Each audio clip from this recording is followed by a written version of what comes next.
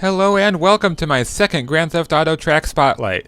I'm Thermite917 and once again I'm going to give you an in-depth look at one of the realistic racetracks that I've created inside the game.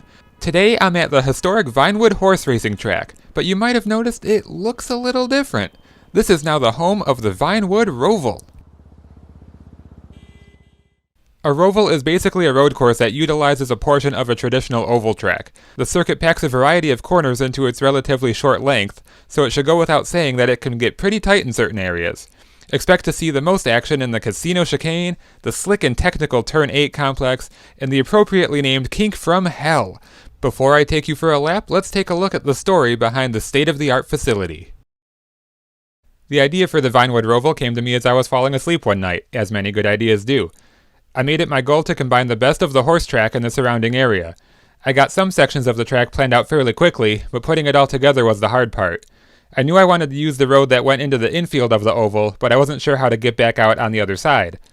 After a few tries using a few different techniques, I got it just how I wanted it. I then had to lay out stunt track pieces to cover the existing dirt.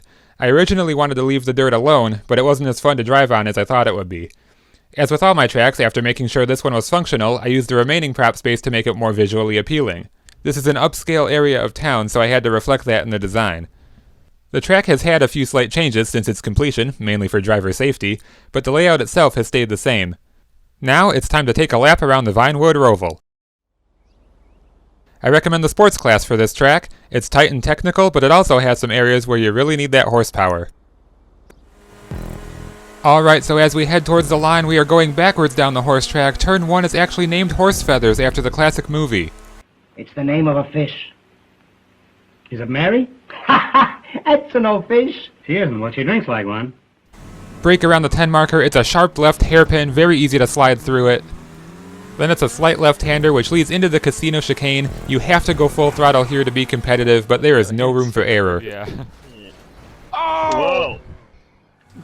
Now onto a fairly long straightaway. You want to use up all the track if you can on the entrance. It's a very slick sweeping double apex. Drift up just enough while looking ahead for your marks. Through the parking lot, I decided to raise the track a little bit after the casino update put some things in the way. After that is an important section. It's not really a passing zone, but you really want to keep that flow going to put yourself in good position for the Kink from Hell. It used to be extremely dangerous before it was smoothed out, but it's still very difficult to race side by side through here. Into turn 10 and 11, this time it's uphill, so you really have to manage that speed to make sure the car stays under you. It's one of your last chances in the lap to make something happen, and if you do get close enough, you just might have a great finish. It's gonna be one of them classic Roman finishes now. Oh, I'm loose!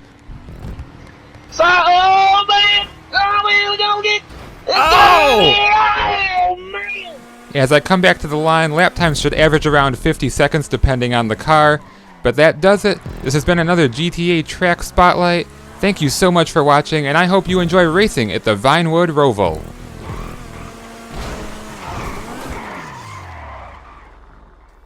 We'll just cut that part out.